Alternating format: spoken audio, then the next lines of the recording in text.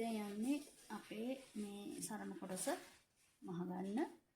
ඒකේ සරම කොටස මහ ගන්න.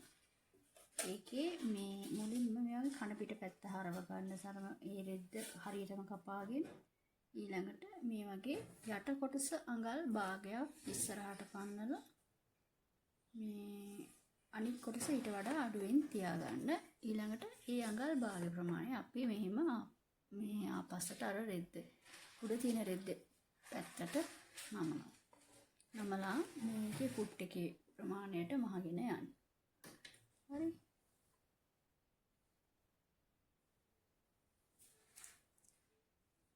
ඉර මේ අඟල් භාගය ලකුණු කරලා මේ පින්ස් ටිකක් ගහගත්තොත් කමන්නේ මෙහෙම නවල. නැත්තම් ඒ ෆුට් එකේ ප්‍රමාණයට මහගෙන යන්න ප්‍රශ්නයක් නැහැ. විදිහට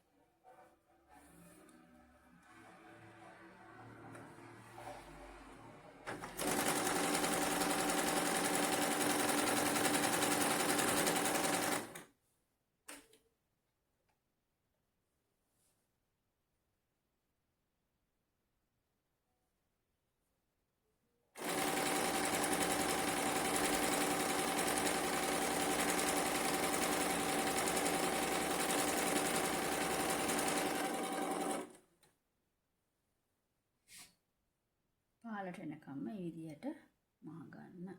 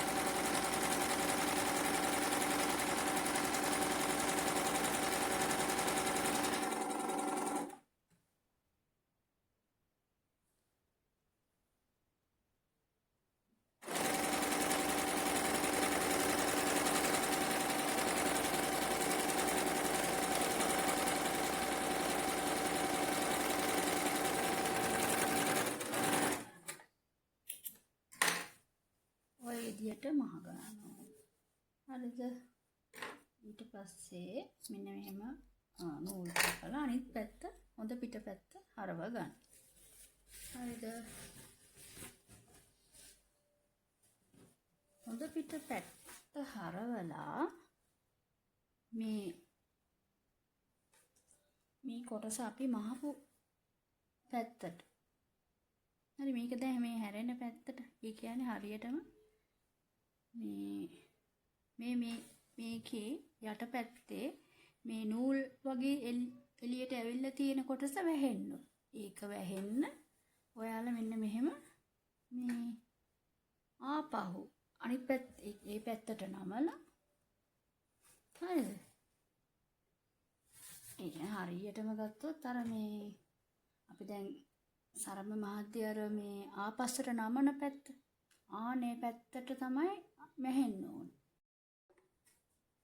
හොඳට බලාගන්න දැන් මේ මං කියන්නේ මේ සරමේ අර අපි හොඳ පිටට ආපස්සට හරවලා ඒ මහපු කොටස ආපහු වම් පැත්තට ඒ කියන්නේ හරියටම බැලුවොත් මේ මැස්මේ මේ තියෙන මේ මැස්මේ එනවනේ මේ මැහුණු පැත්තකුයි අනිත් පැත්තේ අර නූල් ඇවිල්ලා තියෙන එළියට ආනේ කොටස වැහෙන්න මේ අනිත් පැත්තෙන් මහනවා මේ කොටස. ඒක තමයි කෙරෙන්න ඕනේ. ඒක අපි හොඳ පිටට හරවලායි කරන්නේ. හොඳේ.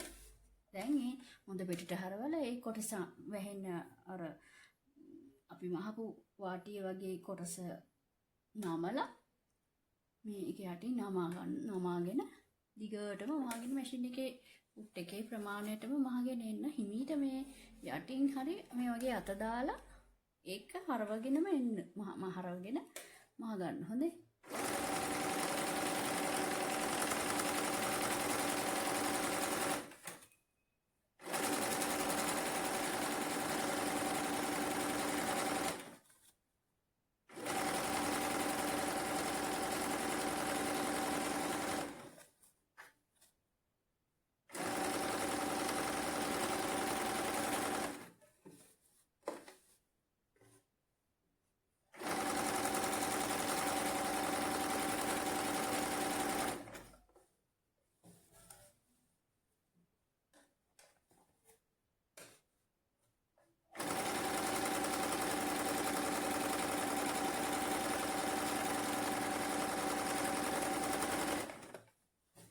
මේ කොටස අපි මේ සරමේ මහනවා තව ප්ලීට් තියලා ඉලාස්ටික් එකක් තල්ලනවානේ. එතකොට අනිවාර්යයෙන් මේ මූට්ටුව පොඩ්ඩක් මේ අර ඉස්සරහා තියෙන ප්ලීට් එකෙන් පොඩ්ඩක් ඇතුළට හංගලා තමයි දාන්නේ. හොඳයි.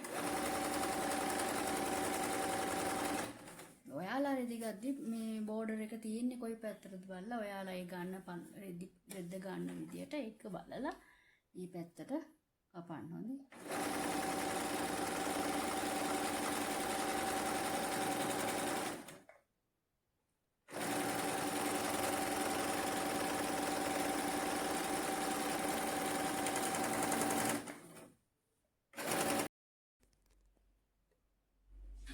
මේ විදිහට හීනියට ගල් භාගේ නමලා චූටි වාටියකුත් මා ගන්න යටි